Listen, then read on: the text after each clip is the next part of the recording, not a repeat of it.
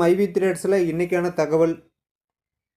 Application கடந்த 2 நாட்களாக கொஞ்சம் இஷ்யூ காரணமாக தான் ஓடிக்கிட்டு இருக்குது.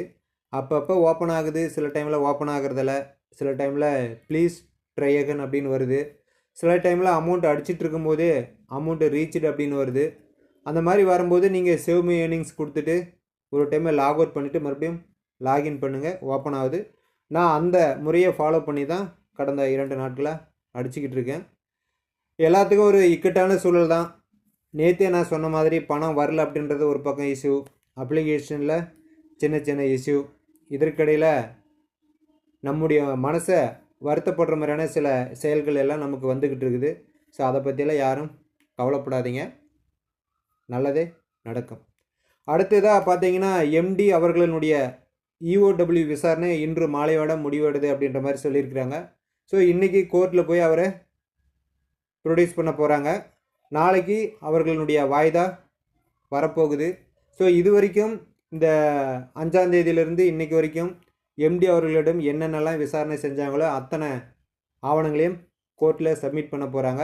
ஸோ அந்த ஆவணங்களின் அடிப்படையில் எம்டி அவர்களுக்கு நாளைக்கு பெயில் கிடைக்குமா, நீதிமன்றத்தினுடைய தீர்ப்பு எவ்வாறு இருக்கும் அப்படின்றது எல்லார் மனசுக்குள்ளேயும் ஒரு மிகப்பெரிய எதிர்பார்ப்பாக இருக்குது. கண்டிப்பாக நிறுவனம் இது வரைக்கும் நல்லது தான் செஞ்சுருக்குது, எல்லா ஆவணங்களும் சரியாக தான் வச்சுருக்காங்க. அதன் அடிப்படையில் தான் எம்டி தானாக சரணடைஞ்சிருக்காரு. அவங்கக்கிட்ட போதுமான ஆதாரம் இல்லை அப்படின்னு சொன்னால் அவர் ஓடி மறைஞ்சிருக்கலாம், மற்றவங்களாம் சொல்கிற மாதிரி அவர் வெளிநாட்டுக்கு கூட ஓடி இருக்கலாம். அதையெல்லாம் செய்யாமல் தானாக சரணடைஞ்சிருக்காரு. நிறுவனத்துக்கு என்ன விவரங்கள் தேவையோ அத்தனை நான் கொடுக்குறேன், விசாரித்து எனக்கு பெயில் கொடுங்க. என்ன நம்பி நிறைய மக்கள் இருக்காங்க, நிறைய எதிர்பார்ப்போடு இருக்காங்க, நிறைய கஷ்டத்தில் இருக்காங்க, அவங்களுக்கு உண்டான நான் வேலையை செய்யணும் அப்படின்ற ஒரு நல்ல எண்ணத்தில் போயிருக்காரு.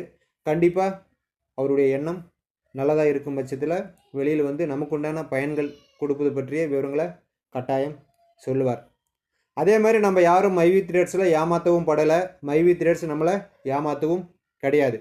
ஆனால் ஒரு சில நபர்கள் வெளியில் இருந்துக்கிட்டு ஏமாற்றிட்டாங்க, ஏமாற்றிடுவாங்க அப்படின்னு தொலைநோக்கு பார்வையோட பல செயல்கள்லாம் சொல்லிக்கிட்டு இருக்கிறாங்க.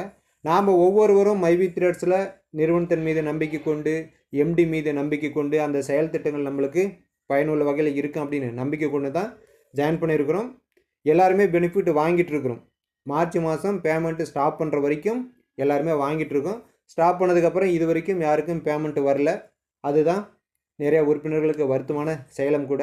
பட் அந்த பேமெண்ட் போடக்கூடிய ஒரு நபரே ஒரு இக்கட்டான சூழலில் உள்ளார இருக்கிறார் அப்படின்னும் போது அவர் வெளியில் அந்த நல்ல சூழல் நம்மளுக்கு அமைஞ்சு பேமெண்ட் தர வரைக்கும் பொறுமையாக இருக்கலாம் அப்படின்றது என்னோட வேண்டுகோள். நிறைய நபர்கள் நேற்று கூட ஒரு சிஸ்டர் எனக்கு மெசேஜ் அனுப்பியிருந்தாங்க, சார் எவ்வளோ நாள் சார் வெயிட் பண்ணுறது, எங்களுக்கு நிறைய கமிட்மெண்ட் இருக்குது அப்படின்னு சொல்லிட்டு. எல்லாருக்கும் கமிட்மெண்ட் இருக்குது, நான் இல்லைன்னு சொல்லவே இல்லை.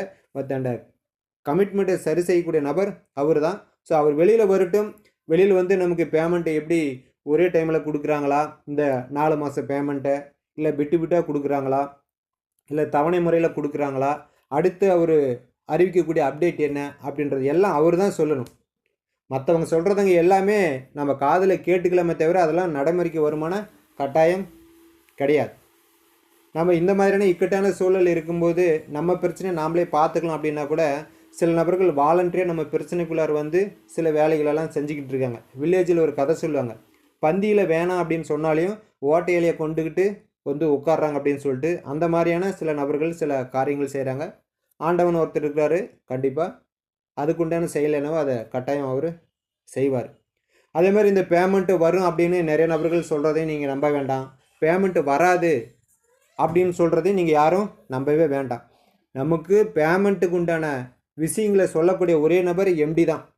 அவர் வாயாலேருந்து என்ன தகவல் வருது அப்படின்றத நம்ம பார்க்கணுமே தவிர மற்றபடி யார் என்ன சொன்னாலும் எந்த சோசியல் மீடியாவில் அல்லது எந்த யூடியூப்பில் எதை சொன்னாலும் நீங்கள் நம்ப வேண்டாம். வழக்கு கோர்ட்டில் இருக்குது, உண்மையா உண்மை இல்லையா, நிறுவனம் இது வரைக்கும் இப்படி கொஞ்சம் தவறாக நடந்திருக்குது, இந்த விஷயங்களெல்லாம் மாற்றிக்கணும் அப்படின்னு சொன்னாங்கன்னா நிறுவனம் அதுக்கு தகுந்த மாதிரி மாற்றங்களை கொண்டு நம்ம நிறுவனத்தை செயல்படுத்துறதுக்கு நிறுவனத்தினுடைய எம்டி அவர்கள் முயற்சி எடுத்திருக்காங்க. சில பேர் ஜிஎஸ்டிலாம் கட்டலை அப்படின்னு கூட சொல்லியிருக்கிறாங்க. அவர் லாஸ்ட் வீடியோவிலே சொல்லியிருப்பார், கடந்த மாதம் வரைக்கும் நான் ஜிஎஸ்டி கட்டிட்டேன், இந்த மாதம் ஜிஎஸ்டி கட்டுறதுக்கு உண்டான கால அவகாசம் எனக்கு கிடைக்கல, அதனால் கட்டலை அப்படின்ற மாதிரி தான் அவர் சொல்லியிருப்பார். அதனால் ஊர்வாயை மூடவே முடியாது, பேசுகிறவங்க பேசிக்கிட்டு தான் இருப்பாங்க. ஸோ வழக்கு கோர்ட்டில் இருக்குது, கோர்ட்டு தான் நம்மளுக்கு முடிவு சொல்லணும். இத்தனை லட்சம் குடும்பங்களுடைய வாழ்க்கைக்கு ஒரு ஆதாரமாக இருந்திருக்குது மைவி த்ரெட்ஸ். அது எல்லா நபர்களுக்கும் தெரியும். ஸோ நம்மளுடைய எல்லா ஆதாரங்களும் நிறைய நபர்கள் சோசியல் மீடியாக்களை தெரியப்படுத்திக்கிட்டு தான் இருக்கீங்க. ஸோ இதே மாதிரி எம்டி அவர்கள் வெளியில் வர வரைக்கும் கொஞ்சம் பொறுமையாக இருந்து நமது நிறுவனத்தை மீட்டெடுத்தோம் அப்படின்னு சொன்னால் நமக்கு உண்டான முன்னேற்றம் கண்டிப்பாக கிடைக்கும் அப்படின்றத இது மூலிமா சொல்லிக்கிறேன். வெயிட் பண்ணி பார்க்கலாம். நாளை அல்லது நாளை மறுநாள் கோர்ட்டில் நமது மைவி த்ரெட்ஸ் எம்டி அவர்கள் மீதான வழக்கு குறித்து என்ன தகவல் வருது அப்படின்றத பொறுமை காத்து தெரிஞ்சுக்கலாம். மீண்டும் அடுத்த ஒரு மைவி த்ரெட்ஸ் அப்டேட்டுடன் உங்களை சந்திக்கிறேன். நன்றி, வணக்கம்.